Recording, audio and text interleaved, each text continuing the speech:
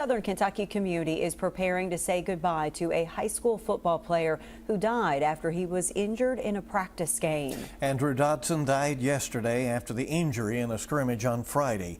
Friends say he will be remembered for his faith and his love of family.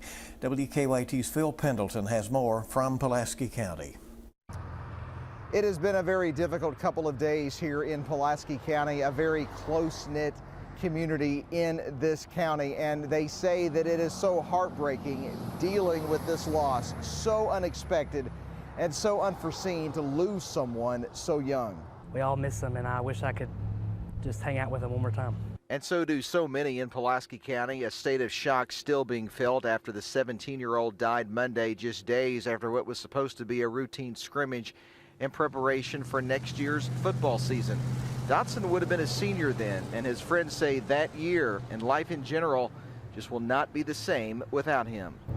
He was the happiest kid I ever met. You know, he always had a smile on his face, and he carried great passion with everything he did. Pulaski County school leaders issued a statement today saying they are encouraging young people to seek out counselors. There was a service yesterday where a lot of the high school teammates got together and they shared thoughts with people. They say they are encouraging gatherings like that. They say that with it being spring break this week, schools are closed, but they will have grief counselors to meet with students next week when they come back to school. In Pulaski County, Phil Pendleton, WKYT. Obviously a tough impact on the school community and many others. The family of Andrew Dotson has released a statement this afternoon saying, quote, Andrew was full of life and love. He loved his family. He loved his friends. He loved football. But above all, he loved his Savior. It goes on to thank everyone for the outpouring of love and support for Dotson's family.